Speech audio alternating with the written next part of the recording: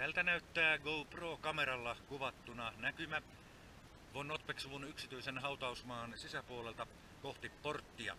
Ja kun kameraa hieman kääntää, niin eteen avautuu kuva hautausmaan viehättävästä kappelista, joka on valmistunut vuonna 1893. Ja kun kameraa kääntää lisää kohti hautoja, näemme tässä Nottbeck-suvun tänne hautausmaalle haudatut ihmiset tai heidän hautamuistomerkkinsä. Kaiken kaikkiaan hautamuistomerkkejä on 7 kappaletta, mutta tänne on haudattu 10 Nottbeck-suvun edustajaa.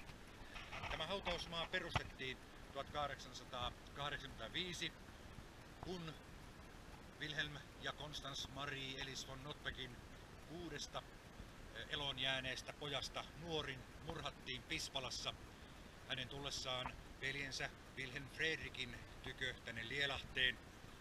Ilmeisestikin vanha patruuna hänen isänsä Wilhelm päätti, että suvulle perustetaan yksityinen hautausmaa Lielahteen.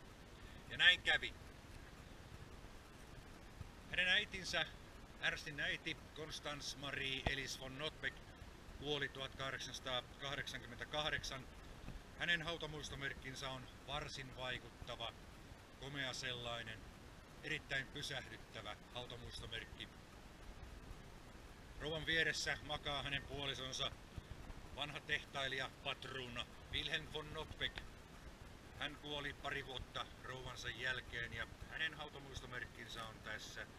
Se on kohtuullisen arkainen, mutta kuitenkin vaikuttava sellainen. Ja kun jatkamme kierrosta täällä Nottbeckien hautausmaalla, Ernstin vieressä lepää hänen veljensä Alexander von Nottbeck. Alexander, joka rakennutti Finlaysonin palatsin. Hän ei ehtinyt asua palatsiaan kuin noin vuoden verran, kunnes kuolema korjasi omansa. Alexander menehtyi umpisuolen tulehdukseen vuonna 1900, hieman ennen joulua. Täällä hautausmaan peräosastossa täällä on sitten lisää.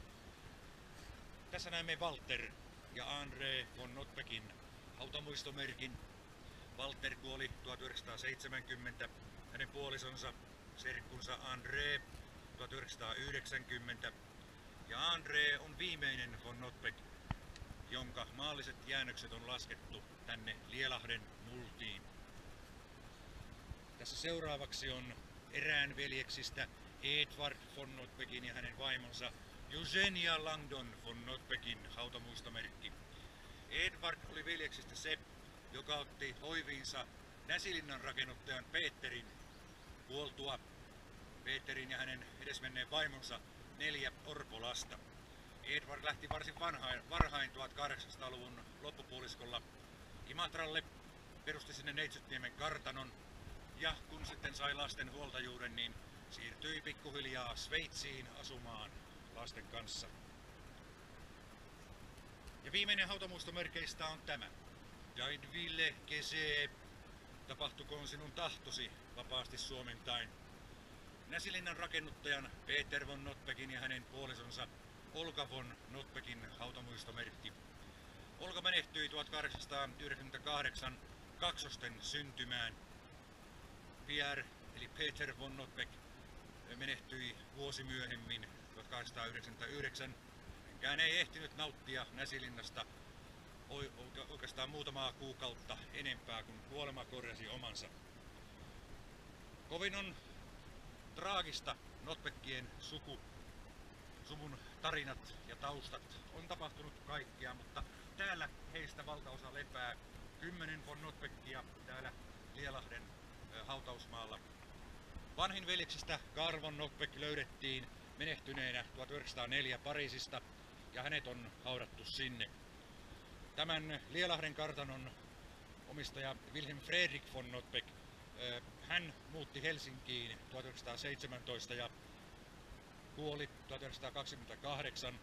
Hänet on haudattu Helsinkiin Hietaniemen hautausmaalle.